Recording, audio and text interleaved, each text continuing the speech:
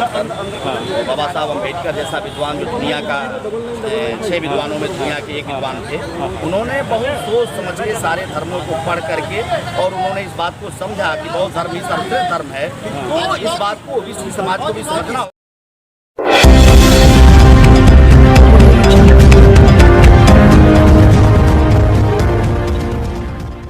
देखा जाए तो अशोक विजयधम दशमी है और आज के दिन 14 अक्टूबर 1956 को बाबा साहब ने पवित्र दीक्षा भूमि नागपुर के अंदर जो है 5 लोगों के साथ दीक्षा ली। और आज बाबा साहब डॉक्टर भीमराव अम्बेडकर जी के पूंजी से खरीदी हुई जगह डॉक्टर अम्बेडकर भवन, यहाँ भी 10,000 लोगों का आज दीक्षा का प्रोग्राम है। और भारत के कोने कोने से लोग यहाँ आए हुए हैं। चंद्रभूषण यादव जी, आप खुद लखनऊ से चल के आए हैं। सबसे पहले तो दिल्ली में आपका स्वागत है। जय भीम। जी धन्यवाद। जय भीम। आज देखा जाए जिस तरीके से 5 लाख लोगों ने 14 अक्टूबर 1956 को धम्म दीक्षा ली, आज भी हज़ारों लोग दीक्षा लेंगे। क्या लगता है इस देश के अंदर जो है कुछ बदलाव की स्थिति है इसको लेकर? बदलाव की स्थिति तो है ही है, बदलाव की स्थिति नहीं रहती है। तो इतनी बड़ी संख्या में पूरे देश भर में ये कार्यक्रम चल रहे हैं। यहाँ 10,000 लोग ले रहे हैं और पूरे देश भर में तरह तरह के आयोजन इस तरीके से किए गए हैं और लोग बौद्ध धर्म की दीक्षा ले रहे हैं। तो आज बदलाव का ही असर है। और बाबा साहब डॉक्टर अम्बेडकर ने वह धर्म जो पूरी दुनिया में छाया हुआ है और जिनकी इस दुनिया के जो विकसित देश हैं वो विकसित देश आज बौद्ध मत को मानते हैं, लेकिन भारत में नहीं था। लेकिन बाबा साहब डॉक्टर भीमराव अम्बेडकर ने बौद्ध मत स्वीकार करके और भारत में भी बौद्ध धर्म को नए सिरे से यहाँ पर लोगों के अंदर एक विचार, एक चेतना और एक प्रसार का जो काम किया, उसकी बदौलत आज करोड़ों लोग बौद्ध धर्म के अनुयायी हुए हैं और हो रहे हैं। ये बहुत बड़ी बात है। देखा जाए यादव जी, इस देश के अंदर जो है कहीं ना कहीं जो मिनिस्ट्री मीडिया है वो तमाम तरह के चैनलों पे जो है जो भक्ति से संबंधित होते हैं, धर्म से संबंधित होते हैं, वहाँ कहीं ना कहीं धर्मगुरु जो है प्रवचन करते हैं, तमाम तरह की गाथाएँ सुनाते हैं और लोगों को हिंदू धर्म में लाने के लिए आकर्षित करते हैं। तो कैसे इस देश को बौद्ध में बनाया जाएगा? वो आज जो जिसको हम मेन स्ट्रीम मीडिया कहते हैं वो तो मूलतः मनु स्ट्रीम मीडिया है। उसको हम मेन स्ट्रीम मीडिया नहीं कह सकते। मेन स्ट्रीम मीडिया तो उसको हम कहेंगे बड़ी आबादी को जो लीड करता है और वो बड़ी आबादी की बात करता है। तो बड़ी आबादी की बात तो आप लोग कर रहे हैं। तो इसलिए हम मेन स्ट्रीम मीडिया तो, क्योंकि यही एक दुश्वारी है कि आज जो 15% है उससे हम अपना अधिकार मांगते हैं जो 85% है। उसी तरीके से जो कुछ चुनिंदा घराने हैं और वो मनुवादी लोग हैं, उनकी मीडिया को मेन स्ट्रीम मीडिया कहते हैं।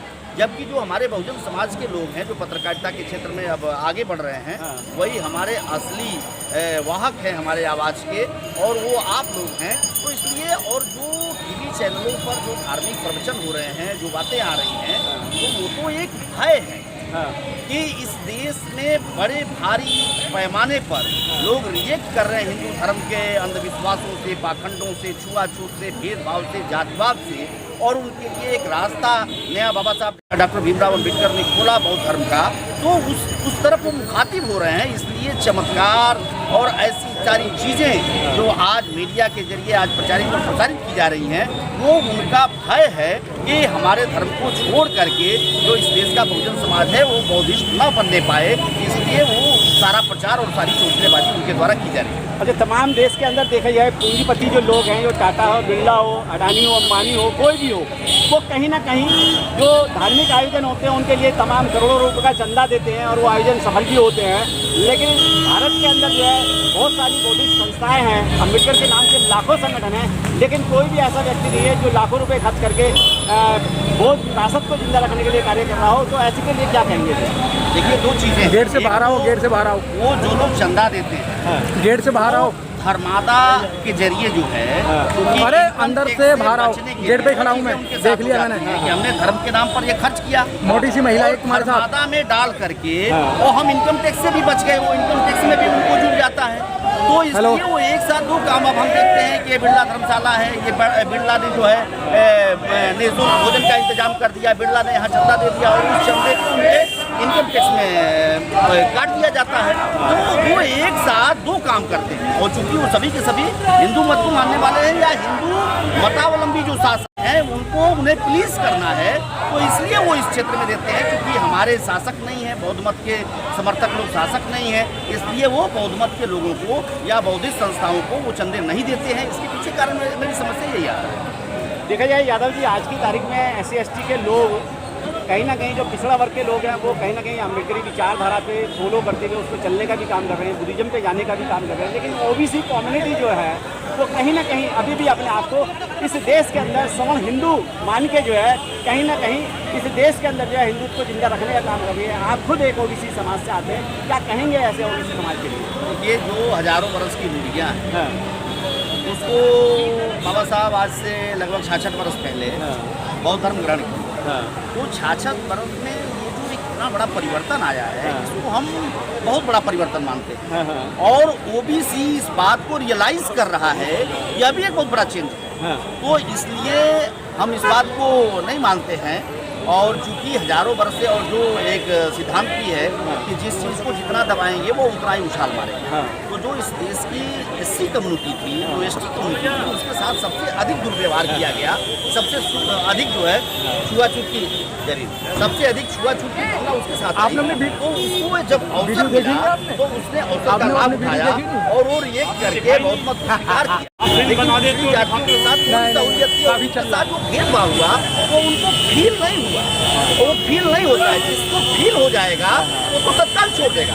लेकिन जिसको फील नहीं होता है वो रोज छुआछूत का उनके साथ भी व्यवहार होता है। ऐसा नहीं कि उनके साथ नहीं होता, उनके साथ भी रोज भेदभाव होता है, लेकिन वो उसको फील नहीं करते हैं और वो अभ्यस्त हो गए हैं जीने के। और एक आदमी के साथ बड़ी बुरी तरह से छुआछूत का व्यवहार किया जाता था, उसको अवसर मिला तो उस अवसर का लाभ उठा रहा है और बहुत बहुत स्वीकार कर रहा है। लेकिन दूसरी जातियों में भी आज आप देखेंगे दिल्ली यूनिवर्सिटी में, जवाहरलाल नेहरू यूनिवर्सिटी में जो नई पीढ़ी के लड़के आ रहे हैं, जो पढ़ रहे हैं, शोध कर रहे हैं, वो बड़े पैमाने पर जो है रिएक्ट कर रहे हैं और हिंदू धर्म और हिंदू मत और मनुवाद के खिलाफ, ब्राह्मणवाद के खिलाफ वो अपनी बातें रख रहे हैं। तो ऐसा नहीं है, कुछ समय और बीतने दीजिए, पिछड़ी जातियाँ भी बहुत मत स्वीकार करेंगी और हिंदुत्व का लवादा क्या इस देश के अंदर जो है यादव कम्युनिटी ललित सिंह यादव बन पाएगी?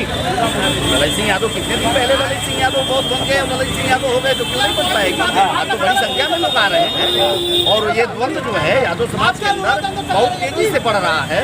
और दो तरह के जो लोग, एक बौद्ध मत को मानने वाले, मानववाद को मानने वाले, समतावाद को मानने वाले, अम्बेडकरवाद को मानने वाले, और एक ब्राह्मणवाद और मनुवाद में फंसे रहने वाले, तो उनके बीच में द्वंद्व चल रहा है और बड़े पैमाने पर मैं देख रहा हूँ कि बड़े पैमाने पर लोग रिएक्ट कर रहे हैं। अच्छा, आखिर में चलते चलते बाबा साहब अम्बेडकर जैसा विद्वान जो दुनिया का 6 विद्वानों में दुनिया के एक विद्वान थे, उन्होंने बहुत सोच समझ के सारे धर्मों को पढ़ करके और उन्होंने इस बात को समझा कि बौद्ध धर्म ही सर्वश्रेष्ठ धर्म है।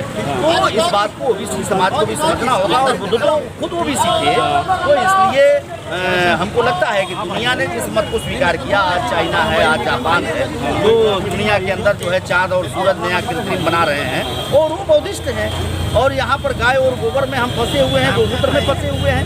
तो इसलिए मैं समझता हूँ कि जो शिक्षा बढ़ेगा, पिछड़ी जातियाँ मनुवाद को छोड़ेंगी, ब्राह्मणवाद को छोड़ेंगी और समतावाद की तरफ आएंगे, अम्बेडकरवाद की तरफ आएंगे। साधुवाद, जय भीम।